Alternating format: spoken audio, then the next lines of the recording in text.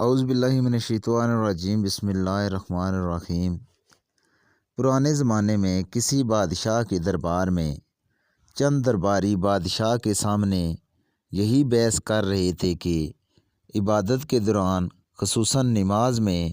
شیطانی وسوسوں کی وجہ سے انسانی ذہن متاثر ہو جاتا ہے اور عبادت کا سارا اثر زائل ہو جاتا ہے،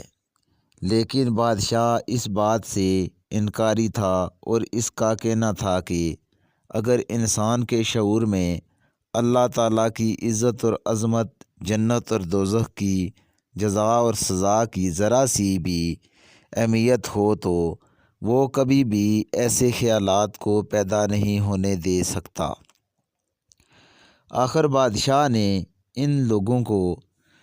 سبق سکھانے اور عملی طور پر بات کو سمجھانے کے لیے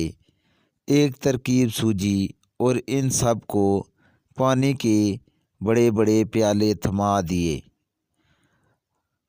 اور محل سے ملائکہ بازار کا چکر لگانے کا حکم دیا، اور ساتھ ہی ساتھ یہ تاکید بھی کی کہ خبردار، اگر کسی کے پیالے میں سے ایک پانی کا قطرہ بھی چھلکا ورنہ اس کا سر ادھر ہی قلم کر دیا جائے گا،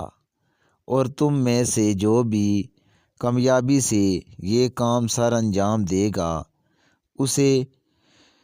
پیش قیمت انعام سے نوازا جائے گا۔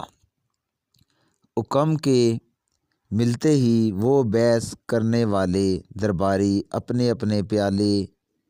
کے ہمراہ بازار کا چکر لگانے کے لیے نکل پڑے، اور ان کے ساتھ ساتھ بادشاہ کے حکم پر ایک ایک جلاد بھی ساتھ ہو لیا کہ اگر کسی کے پیالے میں سے ایک قطرہ بھی گرے تو وہ ادھر ہی اس کا کام تمام کر سکیں۔ لیکن ان سب درباریوں کے لیے حیرت کا کوئی ٹھکانہ نہ تھا جب وہ سب اپنی منزل پر پانی کا ایک قطرہ گرائے بغیر بخیر و عافیت پہنچ چکے تھے۔ تب بادشاہ نے باری باری سے